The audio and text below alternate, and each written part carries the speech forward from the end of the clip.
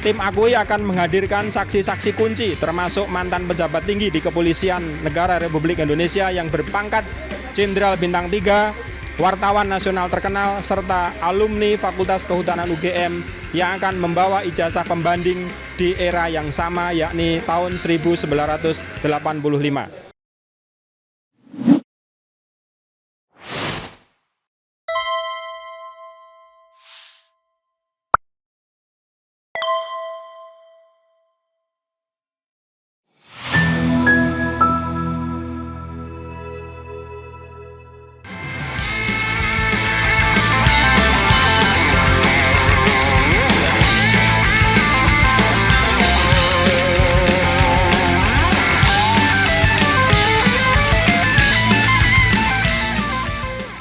Saya tidak mau menilainya. Yang saya ingin nilai adalah harapan saya. Jadi silakan nilai harapan saya. Karena begini, harapan kita semua sebenarnya cuma satu, yaitu mendapatkan sebuah hak atas informasi yang benar-benar solid, bisa dipertanggungjawabkan, bisa dipercaya mengenai ijazah Jokowi. Apakah ijazah itu palsu atau memang benar-benar asli? Kita sudah berdebat lama dengan dua kutub yang saling berbeda, diametral 180 derajat.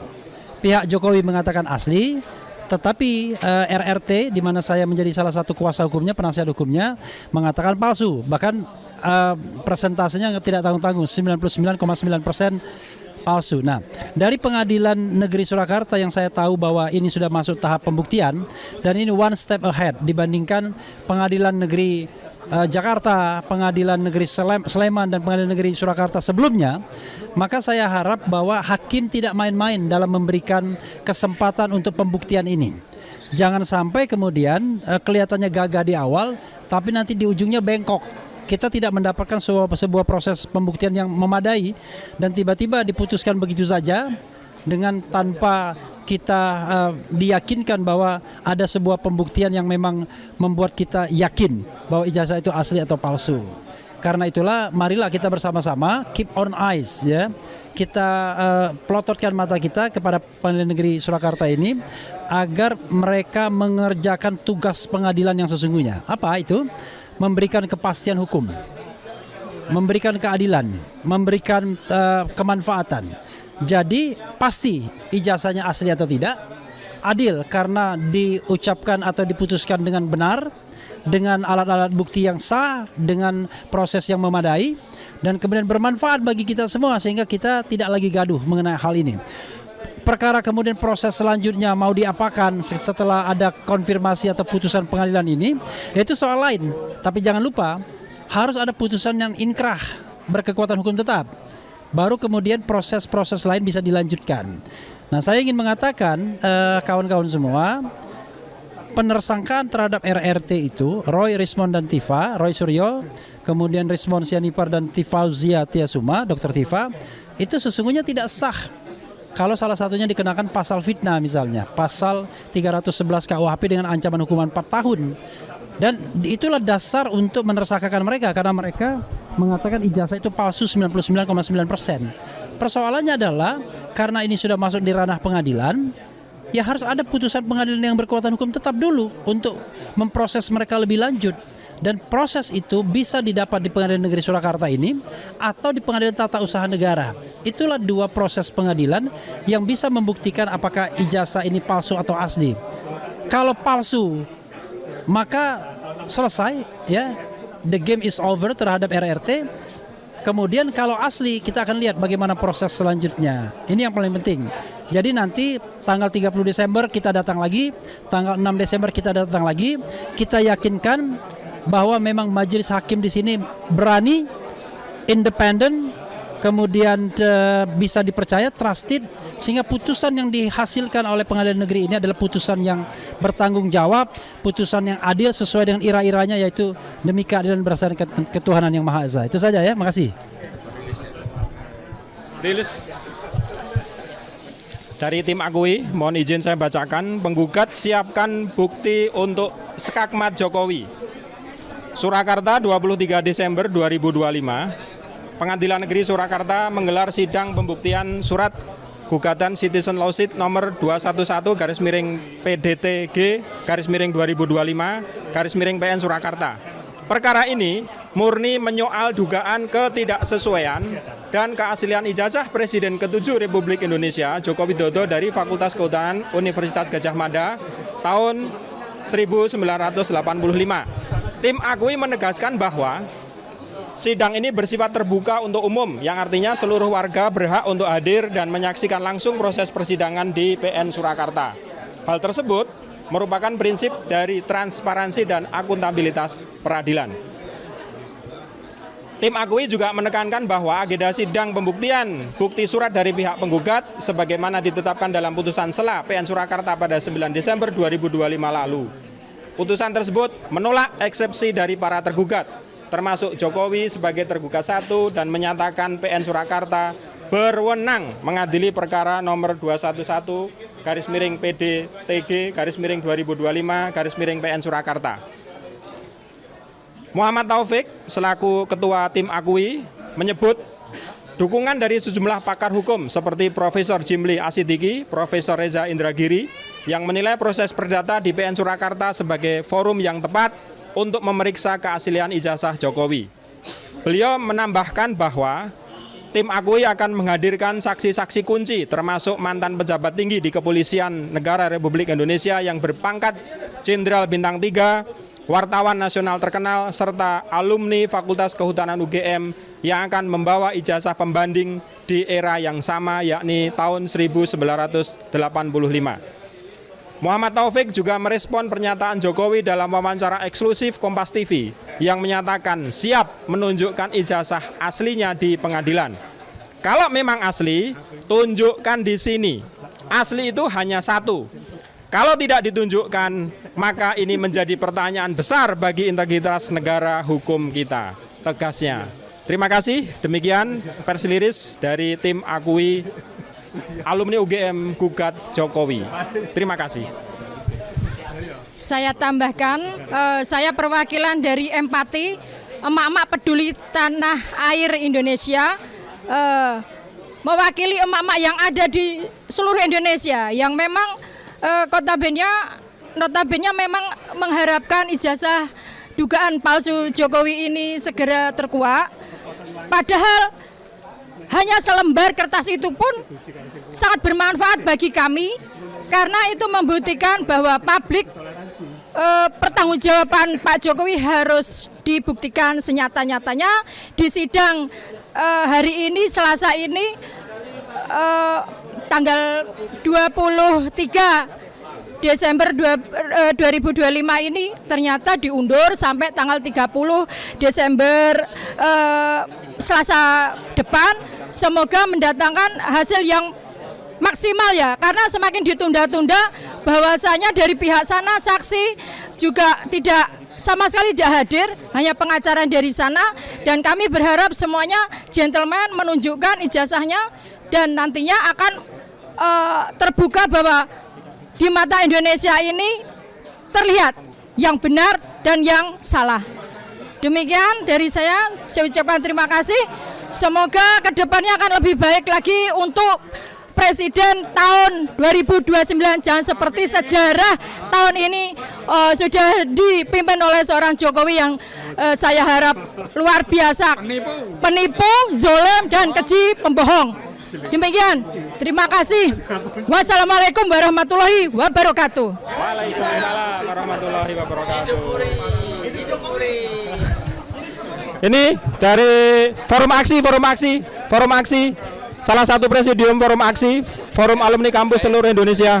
Saya mewakili teman-teman dari Forum Aksi, Forum Alumni Kampus Seluruh Indonesia, hadir di sini setidaknya untuk ikut menyaksikan momentum bersejarah.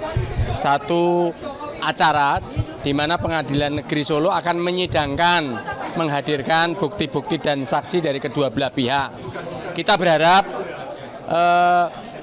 persidangan ini nantinya berlangsung dengan seimbang, adil, dan jujur sehingga bisa mengungkap kebenaran sejarah bahwa ijazah yang selama ini dipermasalahkan benar-benar diputuskan dengan adil dan berdasarkan bukti-bukti.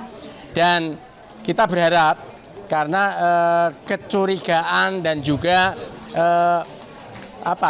masalah ini sudah demikian berlarut cukup waktu panjang, dan semakin lama orang semakin yakin bahwa ijazah itu palsu karena berbelit-belit, bahkan dari KPUD, KPU dan juga instansi yang ada tampaknya tidak bekerja dengan baik sehingga bisa menjelaskan sebagaimana yang kita harapkan.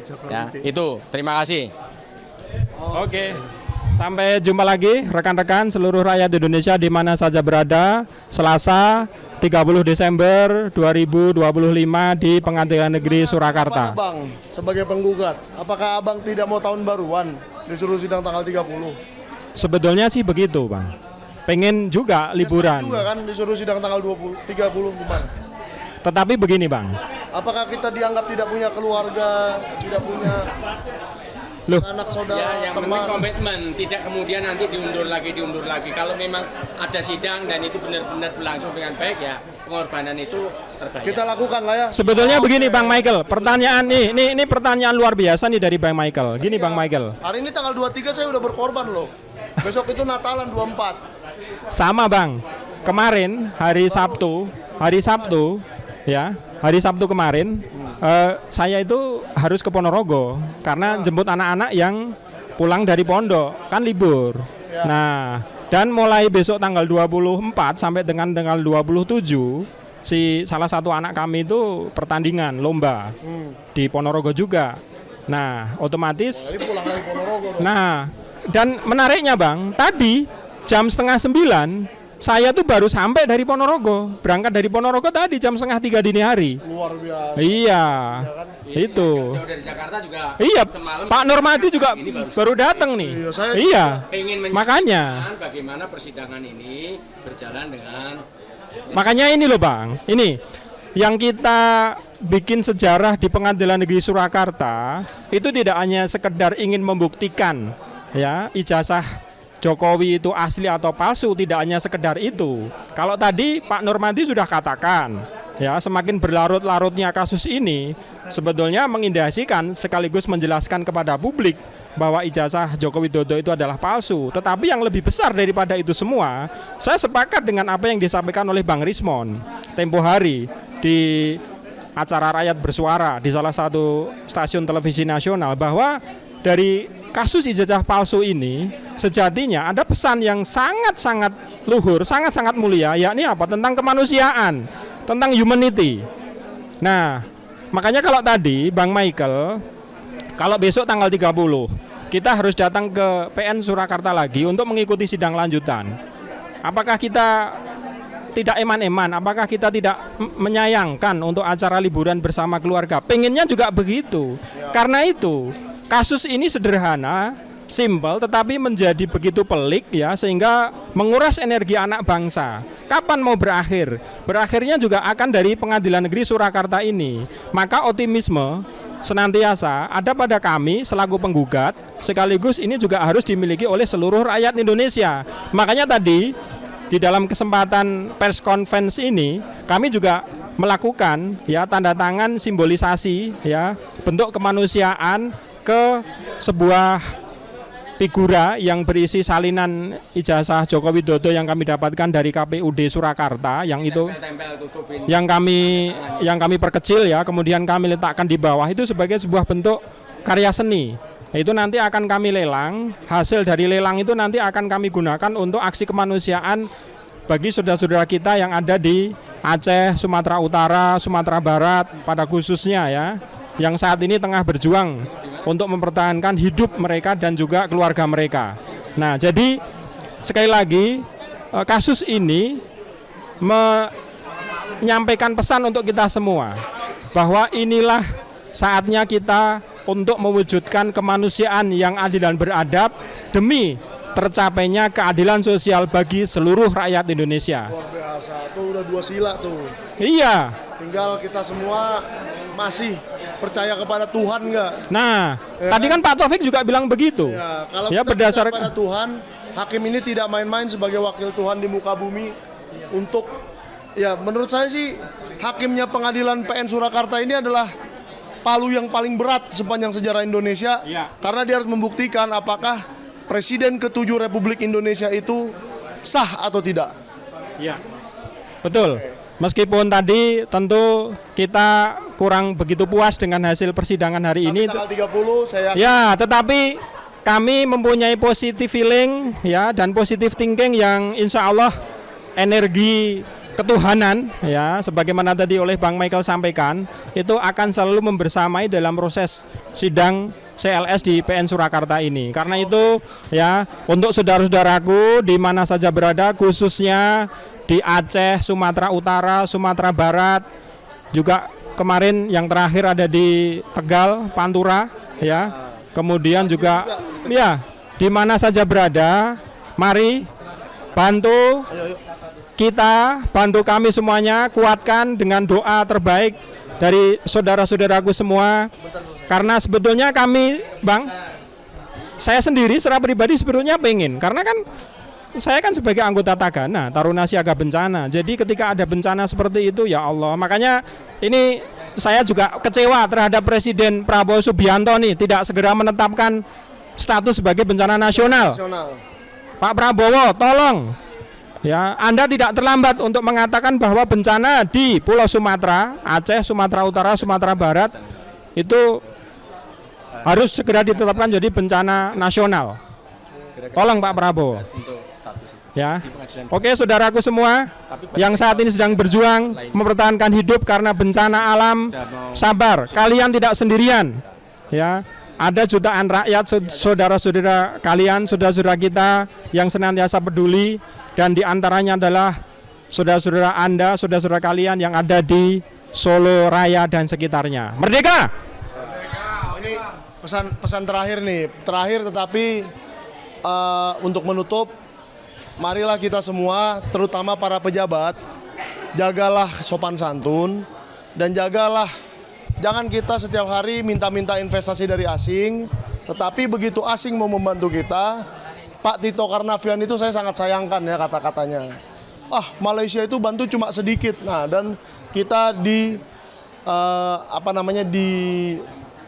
Ya, secara etika tidak baik. Ya, kita ditegur habis-habisan oleh pihak Malaysia, dari rakyatnya maupun dari pemerintahnya. Maka hati-hatilah Anda sudah memegang kekuasaan, termasuk Hakim PN Surakarta ini yang tadi memegang kekuasaan untuk memutus perkara ini, dan Pak Tito dan semua menteri-menteri yang punya kuasa untuk membereskan bencana banjir Sumatera, gunakanlah kekuasaan Anda itu dengan hati-hati, oke? Supaya rakyat tidak bosan dengan Anda dan meminta Anda diturunkan, kira-kira gitu ya. Oke, sampai di sini dulu, kita sudah panjang sekali. Meskipun sidangnya ketemu lagi di persidangan selanjutnya tanggal 30. Mudah-mudahan tidak ada alasan masuk angin atau apapun sehingga tetap berjalan seperti jadwal. Hari ini mengecewakan tapi hari esok akan lebih baik. Thank you semua.